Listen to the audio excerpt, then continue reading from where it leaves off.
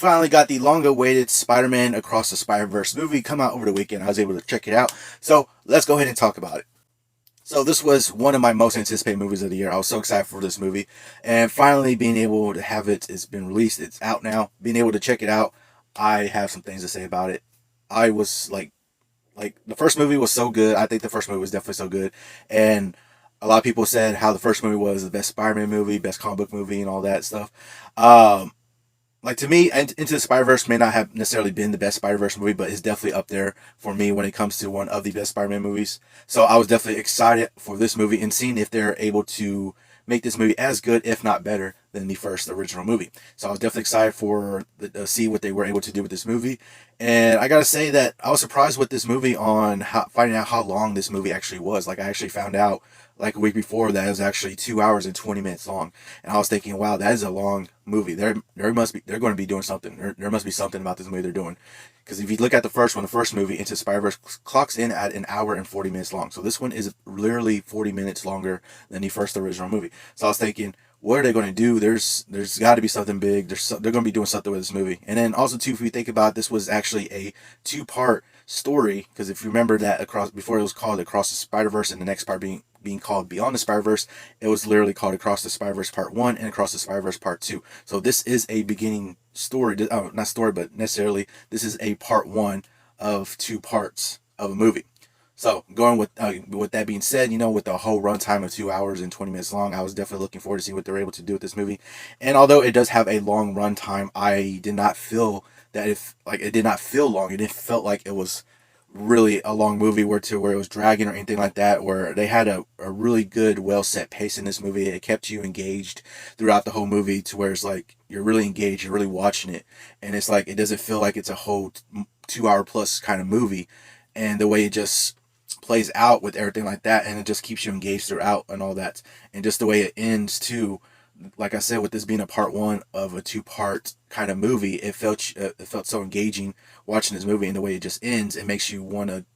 It just makes you want to keep watching. Like it wants you to watch more. Like literally, by the time the ending of the movie happened to where the part it actually ends, I was literally thinking to myself, I want more. I would literally sit through a 4 hour plus movie if they put both of the parts together as one release at one movie. I would literally sit in a 4 hour plus movie just watching that. That's how engaging the movie was. That's how good the movie was.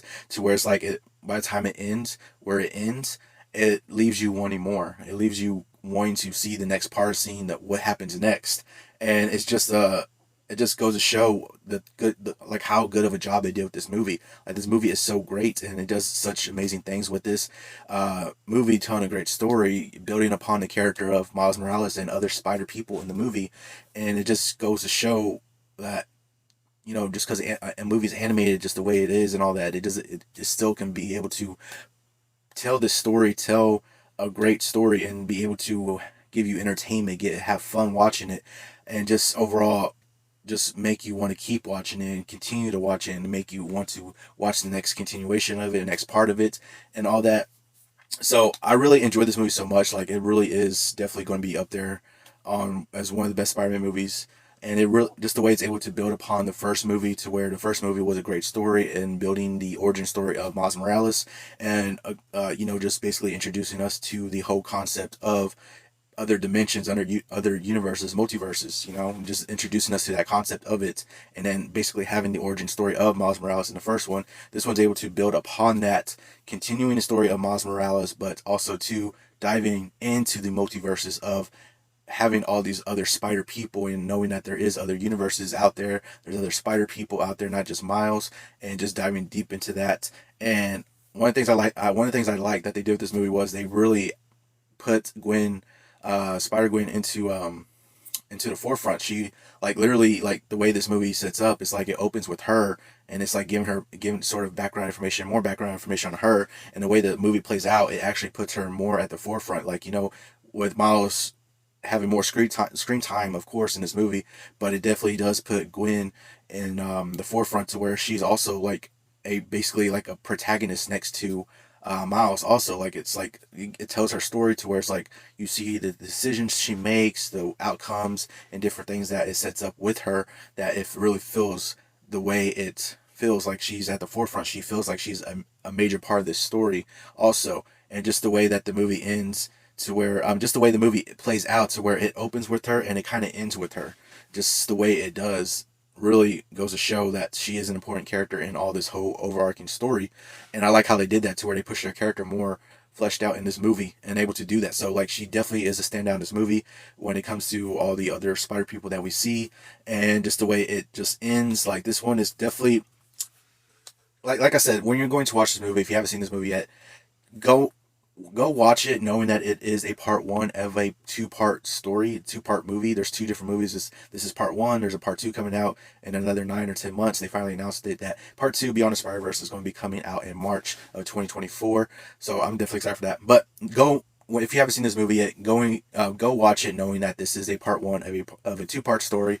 So the way it ends, it does end off on kind of a cliffhanger, and I could see how a lot of people don't like stuff that leaves off on a cliffhanger. So this is definitely going to be a polarizing, kind of divisive, possibly divisive movie on basically just overall how well you take the cliffhanger ending. Like it's not a super big cliffhanger, but it's a cliffhanger kind of ending to where it's like it leaves you wanting more, but you're not getting more. You know, you gotta wait till the next part comes out. So it's that kind of cliffhanger to where it leaves you wanting more, and it makes you look forward to the next part of the next movie and all that. So depending on how you take cliffhangers and how you want a cliffhanger to happen, I can see how some people might not necessarily like the way it ends on a cliffhanger, but I think that majority of people will like the way that just the whole overall movie is, and just the way it ends. It just makes you leaves you wanting more, continue to wanting more, and watch the next part of the movie. So it'll be interesting to see what people say about the cliffhanger ending. But I gotta talk about the animation in this movie. The animation is amazing.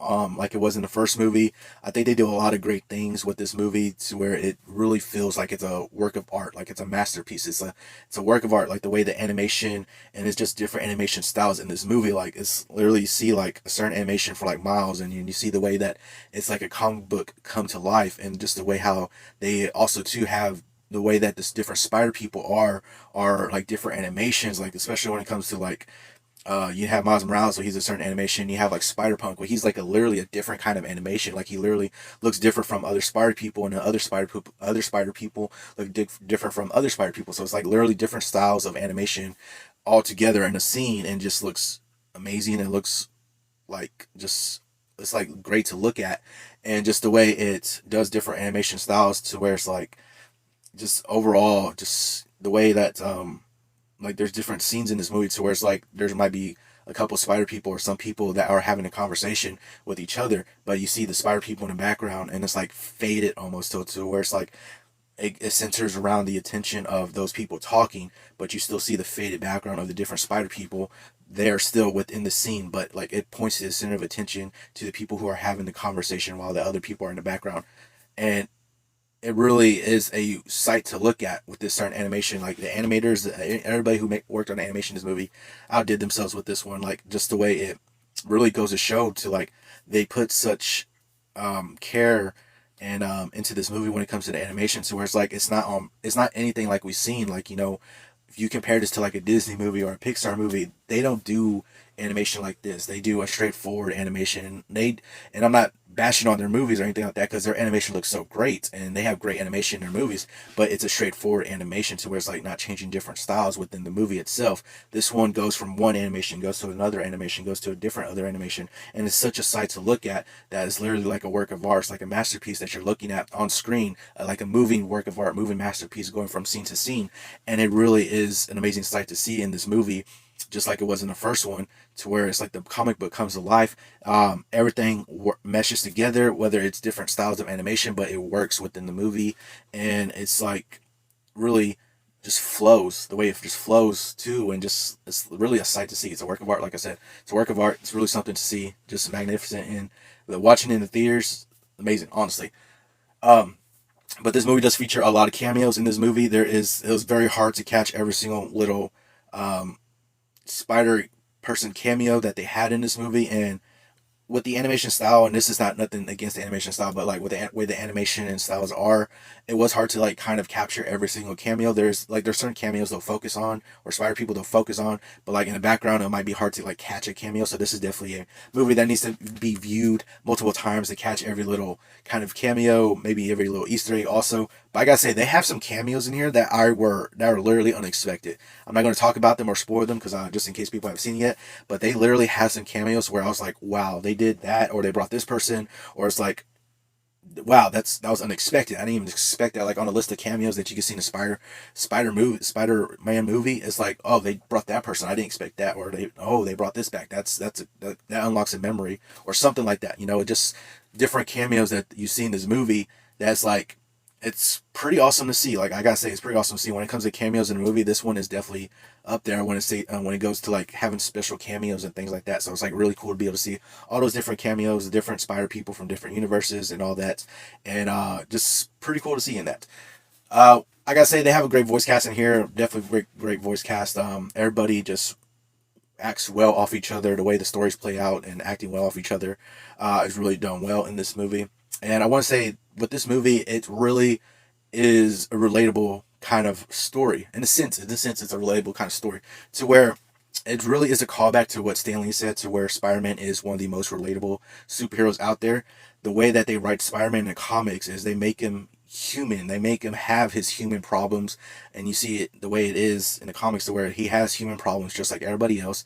They show how he's trying to bounce life in general, just like everybody else. But he has the added addition of having the responsibility of being Spider-Man. So they're able to, when they're writing stuff in the comics, you feel that he's relatable because you're going through the same stuff as he is, minus being Spider-Man, which is an added struggle on top of that, with having the responsibility of being Spider-Man on top of that, with the whole struggle of just in general balancing life, balancing family, balancing work, balancing anything like that, just overall balancing stuff in life.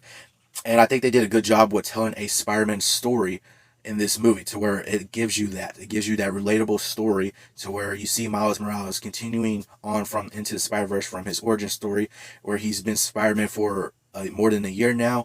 He is still struggling to keep his identity secret. He's still struggling to balance school, to balance family, and with the added addition of balancing the struggle of being Spider-Man also. So you see that in this movie, and it's literally relatable. Like you're thinking about, it's like how this is relatable, minus being Spider-Man, of course, but you see how this is so relatable, to where it's like pushing that story in this movie, and it just, you feel it. You know, you feel how he's trying to balance everything together, and he's like, it's very hard. It's a struggle for him, and I like how they're able to put that in this movie, to where it's like Spider-Man is one of the most relatable characters in comic books when it comes to, you know, being balancing life and all, and the struggles of life and all that stuff, which is something I like. Why I like the character. One of the things why I like the character.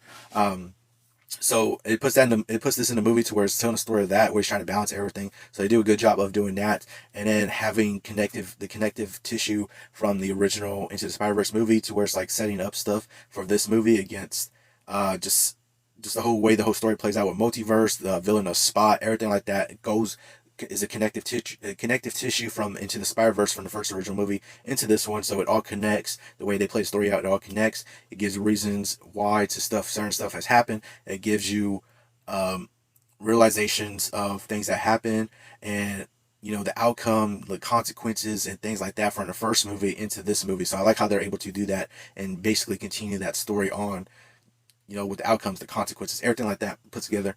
Amazing story that they're able to tell with that, continuing on from the first Into the Spider-Verse movie.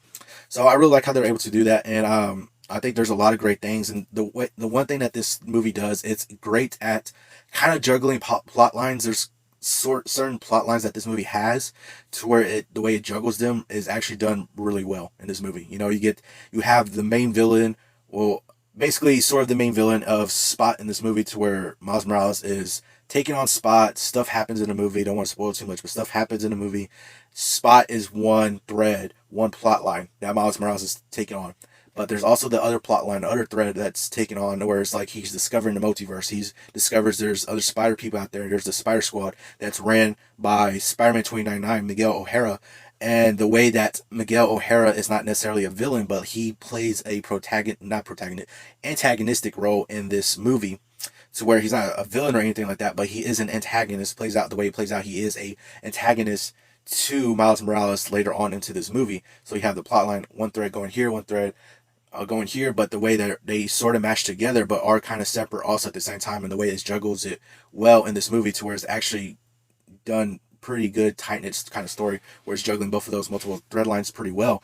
And I like how they're able to do that, and just the way that everything plays out in this movie. I like everything that plays out, especially when it gets to like the later half of the movie, towards the ending, like just the whole, like it keeps you on the edge of the seat where stuff is like playing out, and like the twists and turns that are playing out, and just the way that you're thinking about stuff. It's like you're watching a movie, but you're like, the way it stuff plays out, you're thinking about it. It keeps you engaged. It keeps you intrigued on what's going to happen next. And I like how they have different twists and turns in here that you do not expect. And I like a lot of things that they're able to do with this movie.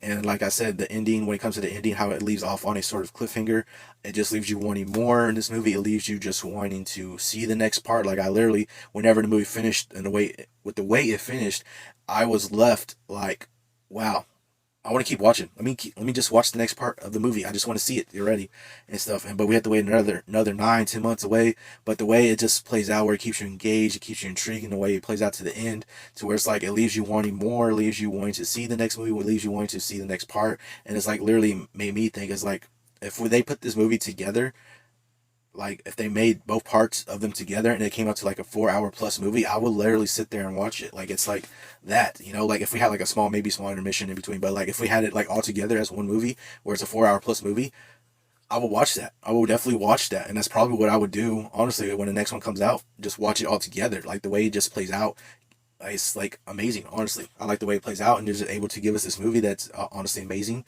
work of art and a masterpiece within itself. Like it just I like this movie. I ended up enjoying myself while watching this movie. Definitely was enjoyable. I just like this movie so much. It's honestly a great movie. I cannot wait for the next part coming out in March 2024. Definitely excited for the next part. But yeah, I like a lot of things they're able to do with this movie. It was done so well with this movie. I just enjoyed it so much. I enjoyed it so much. I cannot wait for the next one part. But let me know down in the comments below if you saw this movie already. What did you think of it? But that's going to do it all for this video. Hope you all enjoyed it. Remember, if you want to be part of Team Legendary, all you got to do is subscribe and turn notifications on so you know when I post another video. Hope you all have an awesome day. And remember, be legendary.